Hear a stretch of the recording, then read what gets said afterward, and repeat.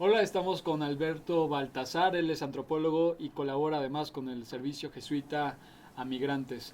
¿Qué tal? ¿Cómo estás, Hola, Alberto? mucho gusto. Muchas gracias por la invitación. Gracias a ti por asistir. El objetivo de esta plática es poder entender y aclarar qué entendemos por migración y así poder entender cómo se presenta este fenómeno en México.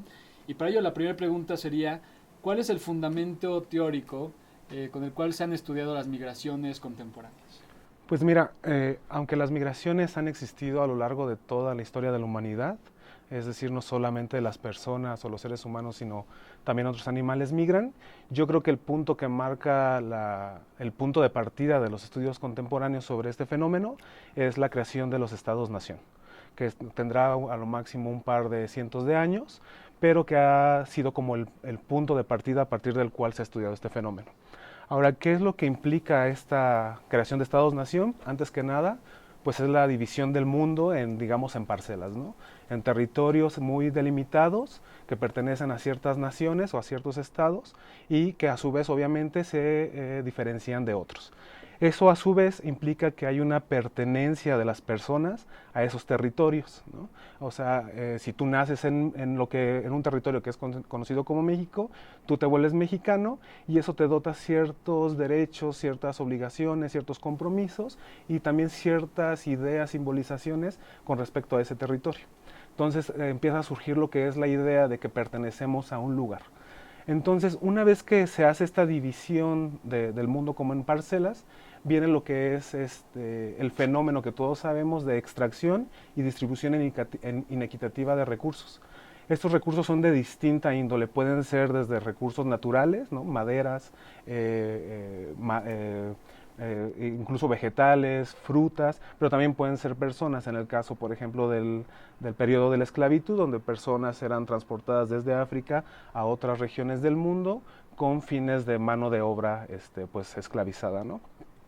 Ahora, lo que esto provocó a lo largo de la historia, que va muy empatada con el capitalismo, pues fue un incremento en las desigualdades en múltiples escalas, desde escalas muy macro a también a escalas muy micro muy cotidianas, y también con respecto a diversos aspectos. Entonces, ¿a qué nos referimos con esto? Los países generalmente conocidos como del norte global, ¿no? De los países desarrollados, pues comenzaron a tener un índice de desarrollo mucho más amplio, mucho más avanzado que el de otros países, específicamente de aquellos que se localizaban en el sur del mundo, ¿no?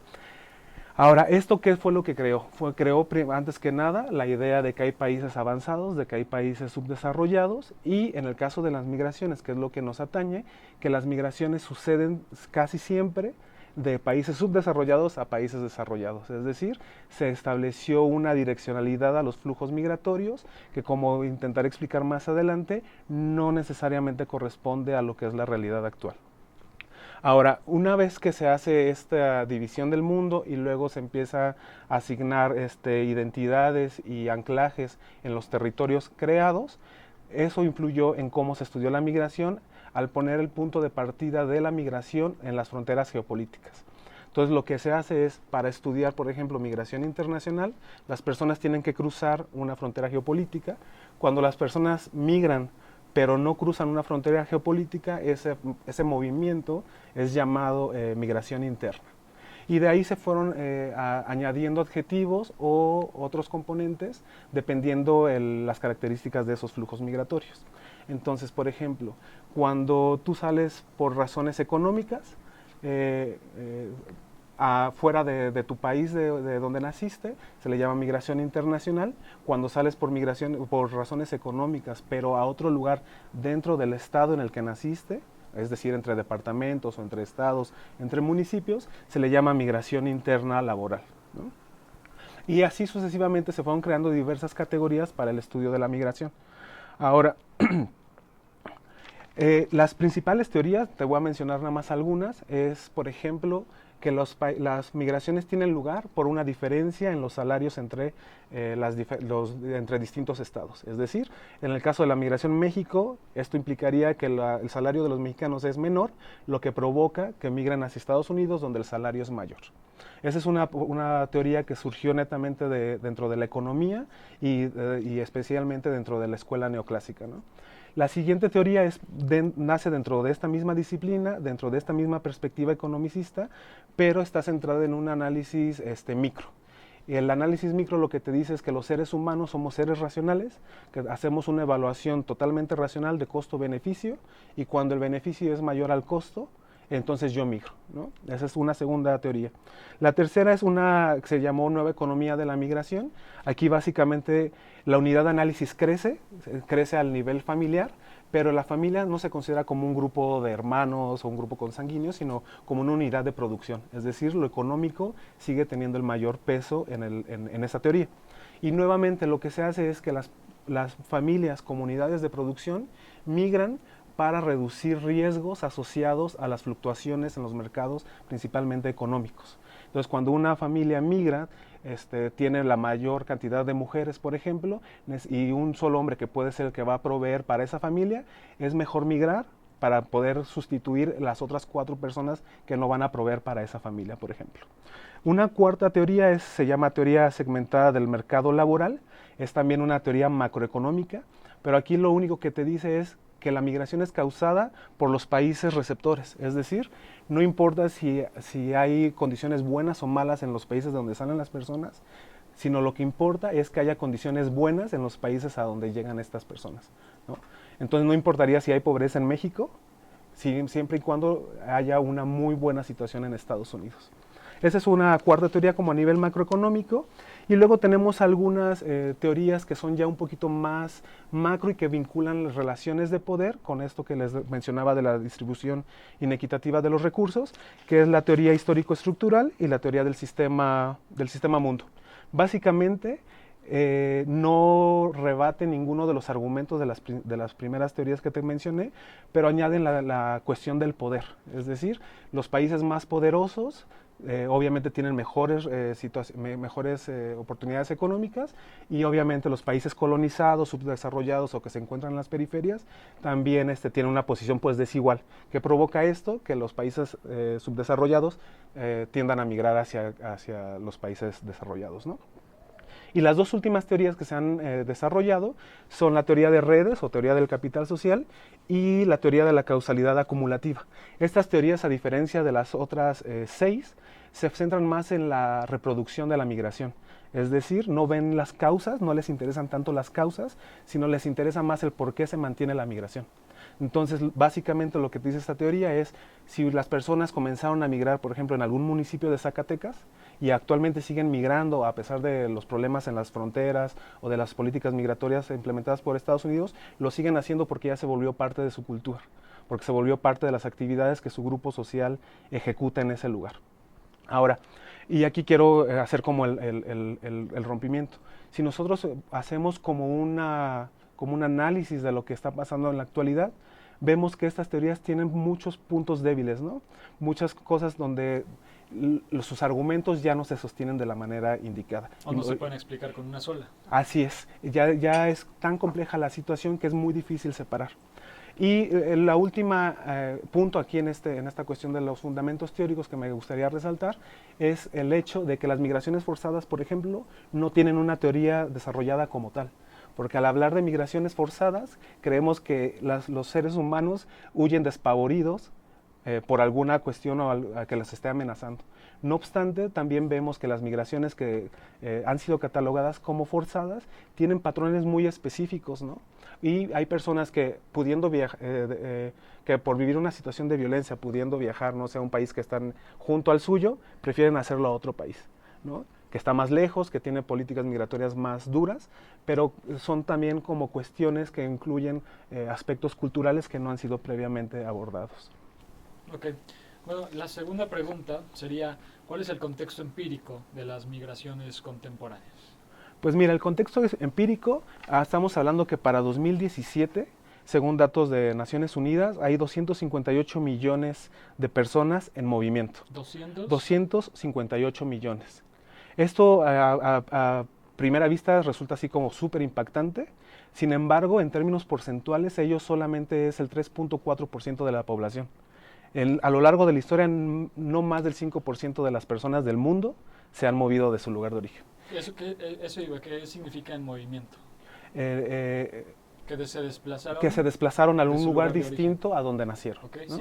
sí es muy poco. Es relativamente poco, y sin embargo en los medios de comunicación lo que vemos es prácticamente que todo el mundo está en movimiento y que esto no va a parar. Sin embargo, son de estas falacias, ¿no?, que los gobiernos en algunos momentos impulsan como para poder sustentar las políticas migratorias que buscan contener los flujos de movilidad. Entonces, es menos del 3.5% de población. De este gran número de personas, la mayoría sí vienen de países subdesarrollados. Para 2013 era alrededor del 81% de estos 250 y tantos millones. No obstante, el otro 20% no debemos de quitarlos de la vista. Son personas que no vienen de países subdesarrollados, que no son personas en situación de pobreza o en situación de violencia, que también están en movimiento, pero que generalmente salen de la ecuación. Y que esto, volvemos a lo mismo, viene por todo este ideal que nosotros tenemos, que la migración es una excepción más que un aspecto normal de las sociedades, ¿no? ¿Y quién está incluido en este 20%, por ejemplo? Pues son personas que tienen la posibilidad de viajar, ¿no?, lo que se le ha conocido como las élites, personas que tienen posibilidades irrestrictas de viajar por todo el mundo, generalmente tienen poder adquisitivo, son empleados, dirigentes de corporaciones, empleados de gobierno, o sea, son las élites en distintos aspectos. Y también está pues todas las personas de turismo, ¿no?, clase media alta, que tiene posibilidades de salir, si bien no migrar en términos para residir o emplearse en otro país, sí para conocer distintos lugares, ¿no? Y también no debemos olvidar a los estudiantes, todas las personas que están alrededor del mundo haciendo estudios en otros países, que también suelen perderse en la imagen que tenemos. Ahora, de este 81% de personas que están en movimiento y que provienen de países llamados subdesarrollados, el 15% proviene de América Latina o salió de algún país de América Latina. Y aquí esto es bien importante de tener en mente porque las personas también están saliendo en su mayoría están saliendo de África y de Oriente Medio, ¿no? Entonces es otro punto que también tenemos que tener en mente, porque rebate la idea de que toda América Latina se está desplazando hacia Estados Unidos. Uh-huh. Y otro punto importante a tener en consideración es que la mayor parte de personas en movimiento están migrando en otros países dentro de la región. Es decir, no están migrando hacia los países ricos de Europa o ricos de Estados Unidos, no en su mayoría. O sea, son países, a los que migran son países sí con mejores oportunidades a lo mejor del suyo, pero no a Europa, exactamente, no a Estados Unidos. Pero nuevamente en el discurso tenemos la idea de que la invasión se está dando hacia los países ricos, cuando eso no necesariamente es cierto. Sí hay un porcentaje migrando hacia ese lugar, pero son los menos. Y en particular, en el caso mexicano, ¿cuál es el panorama de las migraciones que tienen lugar aquí? Pues mira, las migraciones, yo creo que las que están teniendo lugar en todo el mundo y particularmente en México, responden a esas 4 categorías que habíamos mencionado, ¿no? Son personas que migran por razones económicas, que es en teoría la mayoría de personas en movimiento. Son personas que están saliendo por aspectos relacionados a violencia, y aquí el abanico se abre enormemente. Pueden ser guerras civiles, pueden ser grupos paramilitares, pueden ser violencia política, persecuciones también políticas, violencia asociada con pandillas, violencia de género, violencia de cualquier tipo, pues, violencia juvenil, etcétera. Y hay un número que está teniendo mayor impacto, que son las personas que están saliendo por el impacto que han tenido fenómenos naturales en los lugares en donde viven. Y que esto asociado con el cambio climático y lo que se ha llamado el antropoceno, el capitaloceno, está teniendo un peso cada vez más fuerte en el que las personas salgan de sus lugares de origen. Ya la ONU ya creó una categoría especial para estas personas, refugiados ambientales. No obstante, creo yo que es, al menos por las migraciones que tienen lugar en México, que hay que llamar la atención que estas causas ya no son diferenciables, ¿no? O sea, una persona de Centroamérica puede haber salido porque en su trabajo no le pagan bien, pero también eso provoca que, como no le pagan bien en su trabajo, no tenga para dar la mordida o la extorsión que le pide la Mara, ¿no? Y aparte eso puede estar vinculado con que la persona no tuvo que aceptar ese trabajo mal pagado porque su milpa ya no le daba suficiente para vivir. Entonces, si te das cuenta, en esa misma historia que puede tener una misma persona, están asociadas las tres causas que teóricamente han sido diferenciadas. Ahora, en México, las principales migraciones que estamos viendo pues provienen de Centroamérica, ¿no? Que es el grueso de la población, especialmente de lo que se ha llamado, más bien del norte de Centroamérica, Honduras, Guatemala, El Salvador. Los nicaragüenses están migrando más hacia Costa Rica, pero también está recibiendo muchas personas de Cuba, especialmente también por el cambio en el gobierno cubano, personas que provienen de Venezuela, y en su momento también recibió a muchas personas provenientes de Colombia.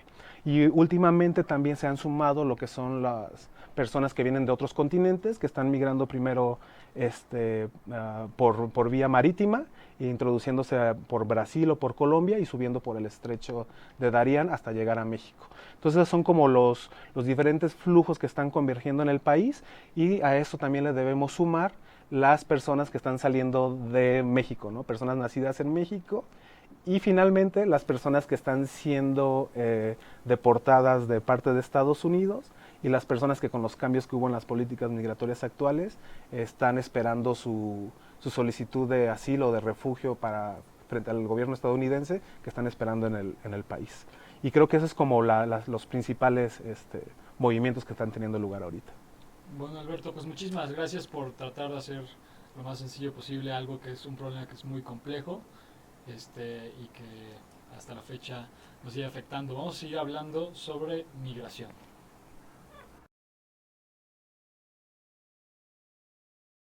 Hola, estamos con Elizabeth Figueroa, abogada y colaboradora también en el Servicio Jesuita a Migrantes, y con ella en particular abordaremos el fenómeno de la migración en México. La primera pregunta para esto será: ¿cuál es el panorama general de la migración en nuestro país? Bueno, pues primero que nada, muchas gracias por la invitación. A ti por asistir. Gracias, Cris. Y platicarte un poquito que realmente es muy complejo hablar del tema migratorio en este país, principalmente por dos cosas, porque México es un país en donde convergen una diversidad de flujos impresionantes y que requiere una especial atención a cada uno de ellos. Y por la otra parte también es porque esto se inmersa dentro de esta crisis de derechos humanos que ya se vive en el país.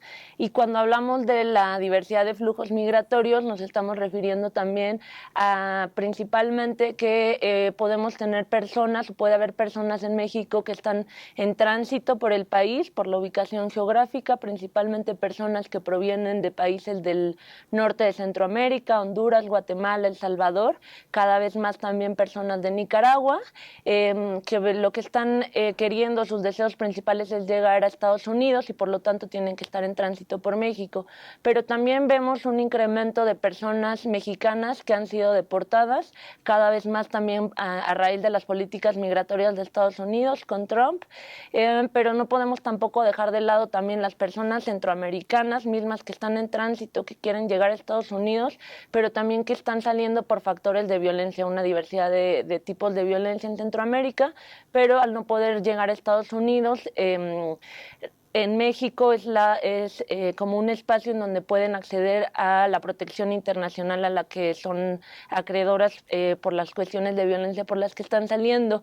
Y también todo el desplazamiento interno en México, es decir, todos los mexicanos, mexicanas que están saliendo de sus lugares de origen y que tienen que desplazarse a otros estados de la República, también por cuestiones de violencia. Sin dejar de mencionar a las personas migrantes internas, jornaleras, que también hacen desplazamientos en lo largo de su vida a nivel país como México, que no cruzan la frontera necesariamente, pero que también están en una situación de migración. Entonces es muy complejo hablar también de los flujos migratorios de la situación actual, pero sí de lo que podemos como observar y resaltar es el incremento de las personas que están en México, los perfiles diferentes, nuevos rostros, nuevas caras, por ejemplo, el incremento de niños, niñas, adolescentes, familias, mujeres, niños, niñas, adolescentes que están viajando de manera no acompañadas, que significa que están viajando a lo mejor con algún pollero o con alguna persona que no es su familiar directo, personas que pertenecen a la comunidad LGBTI y que también se enfrentan a una situación de vulnerabilidad todavía mucho mayor. Entonces, eso junto con, como te comentaba, con la política migratoria de Estados Unidos, la externalización de las fronteras, y también que México, pues bueno, está replicando obviamente el discurso de la política migratoria de Estados Unidos y está implementando además las acciones, pero también ahora lo que estamos viendo es la política migratoria también de países de Guatemala, por ejemplo, que también están continuando con estas acciones impulsadas por el gobierno de Estados Unidos. Bueno, ¿y cómo ha respondido el Estado mexicano ante este problema? Mira, actualmente el gobierno en turno, el gobierno federal, quien es el que se encarga, es la instancia que da el tratamiento a las cuestiones migratorias en México, al inicio tenía un discurso, y bueno, sigue manteniendo un discurso de respeto a los derechos humanos de cualquier persona y de las personas migrantes, ¿no? También al inicio un discurso de permitir el ingreso a principios del año, lo que observábamos a través de una regularización migratoria. Sin embargo, en la práctica también con algunos factores y algunos hechos también como a tener en consideración, lo que ha hecho en los últimos meses y la respuesta real y efectiva es que han hecho una política de control migratorio, de detención, de criminalización. Cuando hablamos de criminalización nos referimos pues a que las personas migrantes están siendo... ¿Son tratados como delincuentes? Sí, son tratados como si cometieran un delito. Recordemos que la migración en México, desde el 2011 existe una ley de migración que justamente establece que ingresar al país y permanecer en el país de manera irregular no es un delito, sino que es una falta administrativa. También hay que tomar muy en cuenta esta parte de que las personas no son legales o ilegales, sino que las acciones que realizan son regulares o irregulares, es decir, que el marco jurídico, lo que vino a innovar, por ejemplo, con la ley de migración en 2011 es que precisamente se reconozcan los derechos humanos de cualquier persona sin importar su situación migratoria. Sin embargo, en la práctica lo que ocurre es, como te comentaba, pues esta criminalización en frontera sur principalmente, esta detención, es decir, desde frontera sur empiezo a sellar la frontera, a detener el despliegue ahora de los elementos de la Guardia Nacional, que no lo observábamos años anteriores porque no existía, pero también todo este despliegue, control y persecución de las personas en espacios públicos, que era algo que tampoco estaba tan visibilizado, pero ahora ya hay una política de control y detención, justamente a raíz de, por ejemplo, del acuerdo comercial que firmó México con Estados Unidos ante esta amenaza del presidente Donald Trump del incremento en los aranceles, ¿no? Que también es una de las situaciones muy complicadas y preocupantes que observamos, sin dejar de mencionar también este discurso de odio que se ha estado promoviendo desde algunas instancias gubernamentales o funcionarios de manera particular, pero que también medios de comunicación han jugado un papel muy importante, ¿no? Llama la atención también que la persona que actualmente está al frente del Instituto Nacional de Migración se encarga de las cárceles, ¿no? Del sistema penitenciario de México. Sí, justamente nos enfrentamos ahorita a una situación como tan compleja porque al inicio del año quien estaba como comisionado del Instituto Nacional de Migración era una persona con un perfil académico y con un perfil más desde la investigación y la experiencia en terreno. Sin embargo, pues ahora el reciente cambio y la postura tal cual de criminalización. Y lo preocupante también es esta legitimidad que ha tenido el Estado y esta celebración también por parte no solo del Estado, sino que también se extiende a la sociedad del acuerdo comercial y que lo que nosotros estamos observando es finalmente también la utilización de las personas de la migración, de una cuestión humanitaria, de una cuestión humana como una cuestión económica, comercial. Justo a eso iba con la siguiente pregunta, que es cómo ha respondido la sociedad ante este fenómeno? Pues mira, realmente es que varía mucho, ¿no? Pero en general, y hay que decirlo y reconocerlo, la sociedad ha apoyado mucho de manera, en particular en cuestiones de atención humanitaria a las personas migrantes, ¿no? Cabe resaltar también la existencia desde muchos espacios de personas voluntarias que han estado promoviendo y que siguen promoviendo y defendiendo los derechos de las personas a través del apoyo humanitario en casas, albergues para migrantes. En México hay más de 100 espacios donde se brinda atención humanitaria. Entonces, ¿Son de sociedad civil o algunos de ellos son de no, gobierno? los más de 100 albergues son de sociedad civil, es que realmente están haciendo, que están respondiendo ante la ausencia del Estado mexicano, ¿no? Ante la crisis, ante la situación de las personas. La sociedad civil organizada, pues es quien ha estado también ejerciendo pues todas estas acciones de ayuda.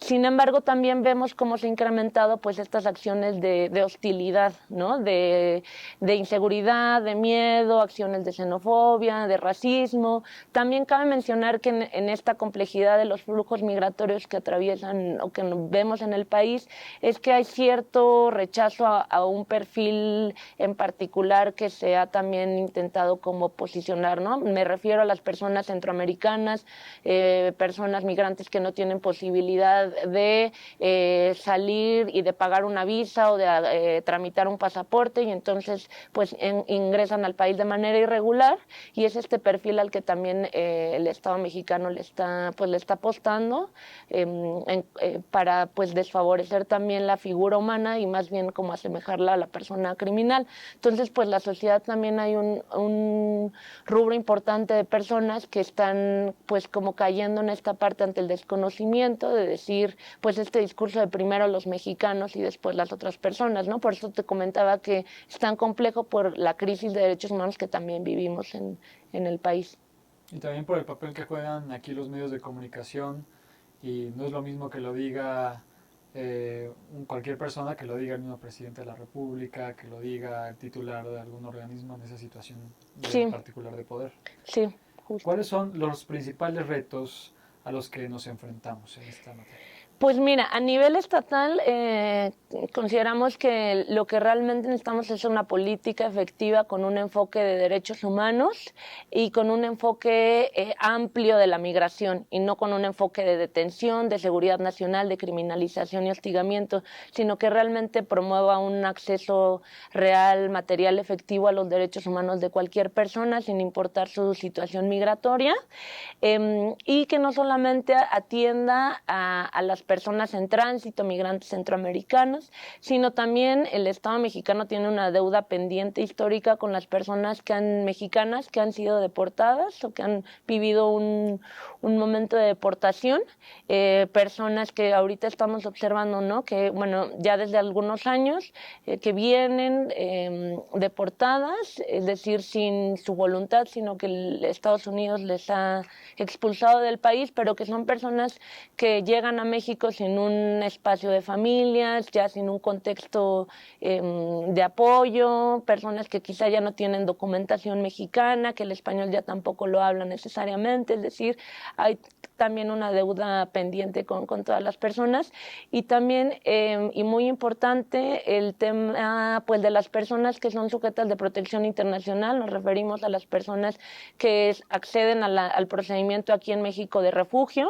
También hay una grave crisis a nivel institucional. La Comisión Mexicana de Ayuda a Refugiados, que es la institución encargada del procedimiento para refugio, está saturado, y las personas, en lugar de tener una resolución a los 3 meses, realmente pueden pasar de 6 meses a 12 meses, a más de un año, en lo que tienen una respuesta favorable o no de su situación. ¿Mientras qué pasa con ellos? Mientras pues son varios escenarios, pero pueden ser personas que están detenidas a lo mejor en una estación migratoria, que es un espacio de detención realmente, opera como espacio de detención, y pueden ser personas que además están sin ningún otro tipo de apoyo, quizá no están en detención, pero están en albergues de sociedad civil generalmente, porque no hay tampoco posibilidad ni capacidad del Estado de poder brindarles un espacio de dormir, alimentación, cuestiones humanitarias, y pues son personas que tampoco pueden acceder al trabajo, niñas, niños, adolescentes que tampoco acceden a educación porque no tienen una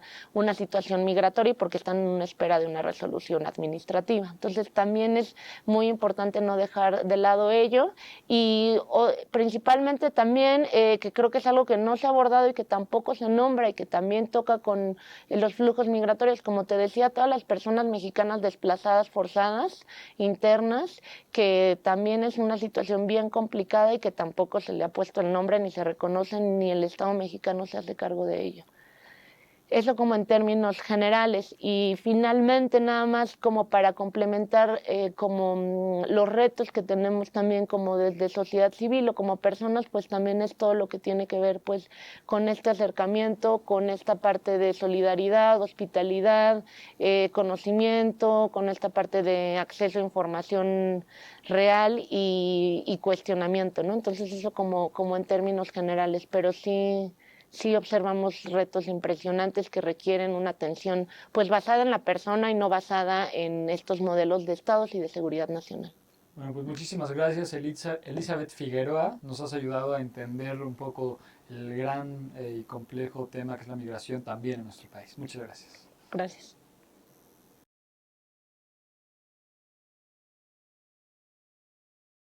Bueno, y para concluir, en los últimos minutos que nos queda, hablemos sobre la política migratoria de Estados Unidos, nuestro vecino del norte, que tanto nos afecta. Quizá para empezar a explicar por qué nos afecta tanto, y hemos escuchado que México podría ser tercer país seguro. ¿Qué implicaría esto? Y también la relación, ya entrando un poco en la coyuntura reciente, del discurso de odio de justamente el presidente de este país, de Estados Unidos, con los recientes hechos de violencia ocurridos, pues principalmente tenemos en la mente el del Paso, Texas, por ejemplo. Sí, mira, respecto a la política migratoria de Estados Unidos y también el discurso y las acciones del presidente Donald Trump, creo que es importante mencionar que desde el inicio, él desde campaña, ha promovido un discurso de criminalización de la migración, discursos de odio, de migración sobre todo hispanoamericana, de migración de personas mexicanas, personas centroamericanas, y en ese sentido también recientemente la política que ha manejado es justamente lo que tú mencionas, México como tercer país seguro. Hay que recordar que muchas de las personas que llegan a Estados Unidos salen de sus países por cuestiones de violencia, ¿no? Personas centroamericanas, pero también muchas personas mexicanas acuden a Estados Unidos ejerciendo su derecho de solicitar asilo, que es un derecho reconocido a nivel internacional, y Estados Unidos como Estado está obligado a otorgar y a acceder el procedimiento a las personas. Sin embargo, con la política de Trump también lo que está ocurriendo y lo que está pretendiendo es que México sea un país inicial en el que se solicite refugio, es decir, que las personas que quieran solicitar refugio a Estados Unidos puedan hacerlo solo y únicamente si ya lo hicieron previamente en México y si en México les negaron el derecho. Entonces, esto estamos hablando de que implica que las personas tengan que solicitar asilo aquí, con un sistema saturado, podrían estar de 1 año a 2 años, solo en caso de que les nieguen el asilo, podrían acceder al asilo en Estados Unidos,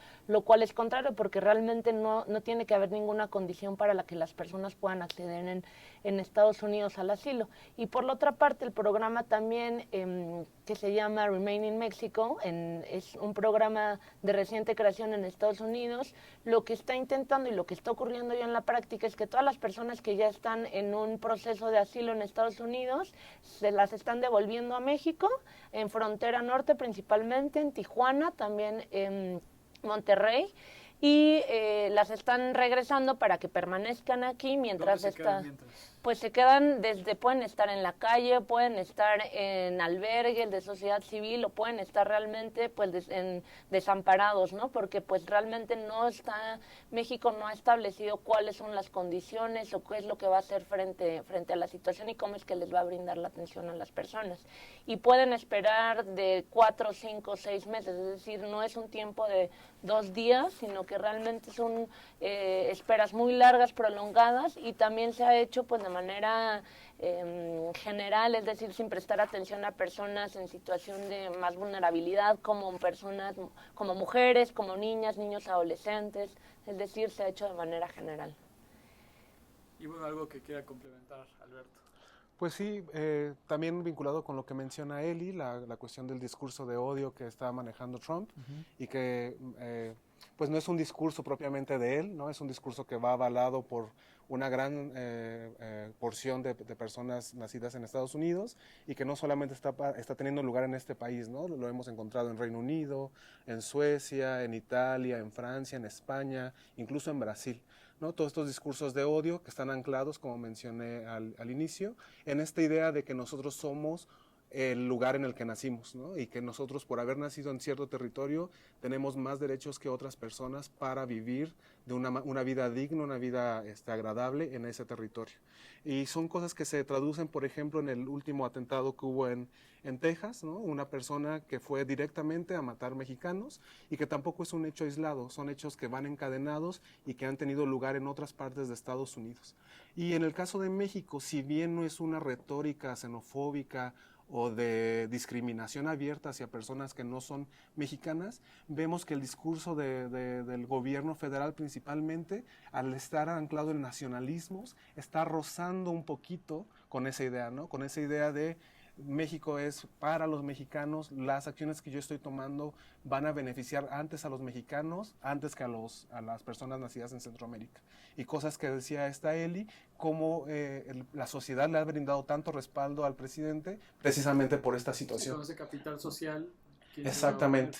Y este tiroteo del Paso es muy mediático, es algo que pues tienen que notar, pero me imagino la violencia que sufren o la discriminación que sufren cotidianamente los niños. No me imagino siendo un niño mexicano, hispano en una de estas escuelas. Así es, y no solamente es en Estados Unidos, en México, si bien no han tenido tanta cobertura mediática, son acciones que pasan todos los días.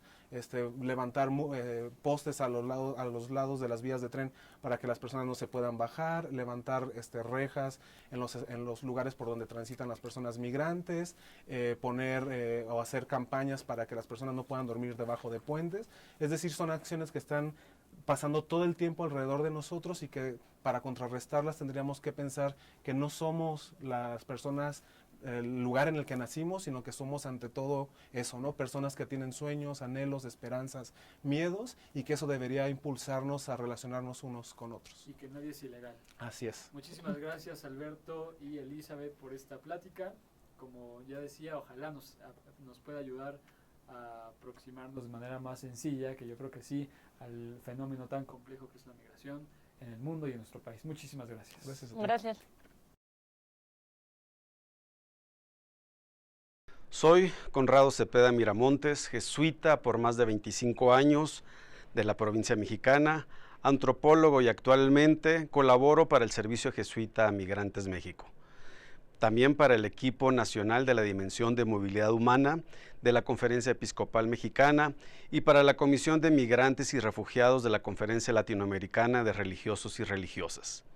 Y desde todos estos espacios vemos que los migrantes y refugiados son de vital importancia para la vida actual de la humanidad, de la Iglesia misma católica y para la Compañía de Jesús especialmente. Actualmente, en cifras conservadoras, existen más de 258 millones de personas en movilidad en el mundo. Cerca del 4% de la humanidad está en movimiento, y sigue incrementándose esta situación año con año, debido a los cambios políticos, económicos, climáticos y de violencia, entre otros, que generan que millones de personas, la mayoría fuera de su voluntad, dejen sus lugares de origen. La gente huye de la pobreza y de la violencia, de los empleos mal remunerados, de la mala educación, del aislamiento y la discriminación, generados por las inequidades en las periferias de este mundo, y nosotros no podemos quedarnos indiferentes.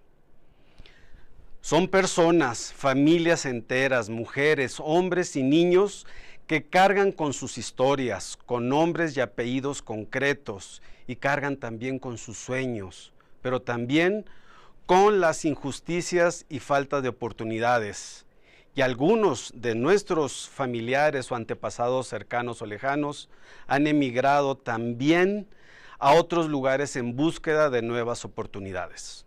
Nosotros también somos migrantes. Los seres humanos nos jugamos nuestra propia humanidad al rechazar o apoyar estos flujos.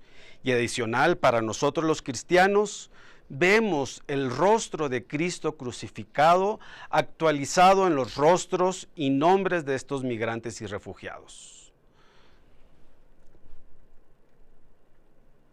Todos los seres humanos, todos nosotros, defendemos y creemos en el derecho de migrar y el de no migrar. De migrar para buscar mejores condiciones de vida o de no migrar desarrollando las capacidades en los lugares de origen.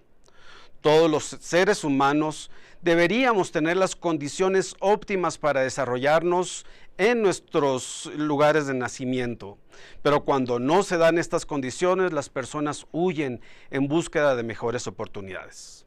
No podemos dejarlos solos. Es un deber como seres humanos de ayudar a transformar esta cruda y triste realidad.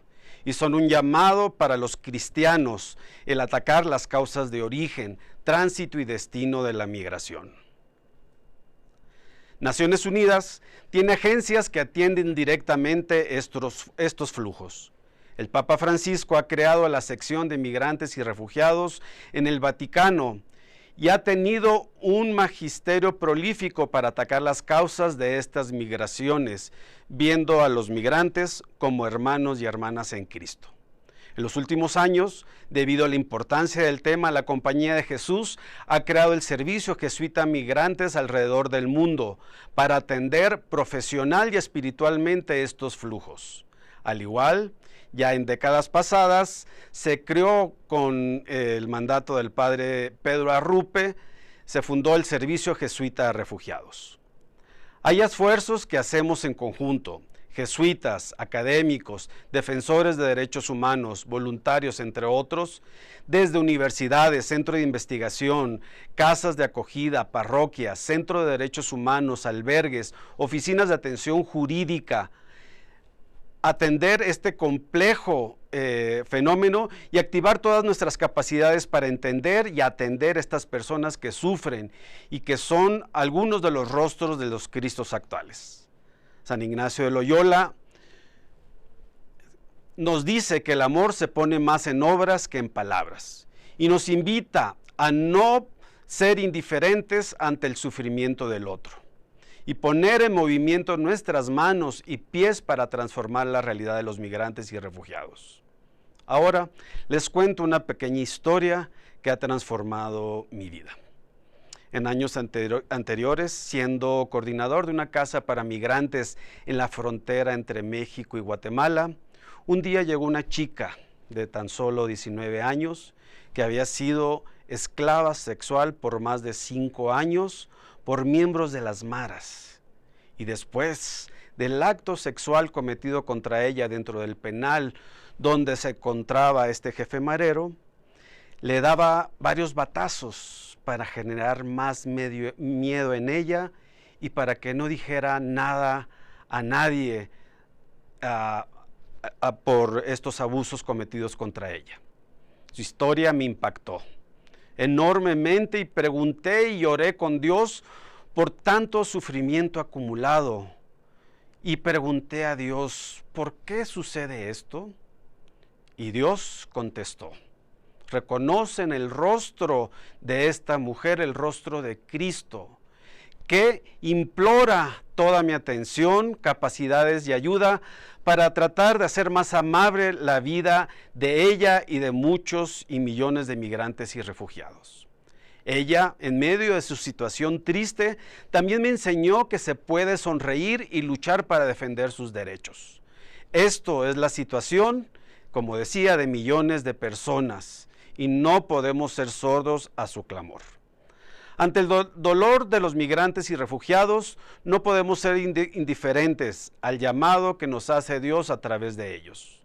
Todos merecemos vivir en paz, con oportunidades, con todos los derechos humanos en pleno, fuera del hambre y la violencia, Y Dios mismo nos invita a cambiar a nosotros primero nuestros corazones y cambiar la situación de todos estos nuestros hermanos y hermanas migrantes. Y recuerda, Dios nos dice, porque tuve hambre y me diste de comer, tuve sed y me diste de beber. Y nosotros preguntaremos al Señor, ¿cuándo te di de comer? ¿Cuándo te di beber, Señor? Y el Señor responderá, ten la seguridad que cuando lo hiciste con uno de los más pequeños, lo has hecho conmigo. Mateo 25, 31, 46.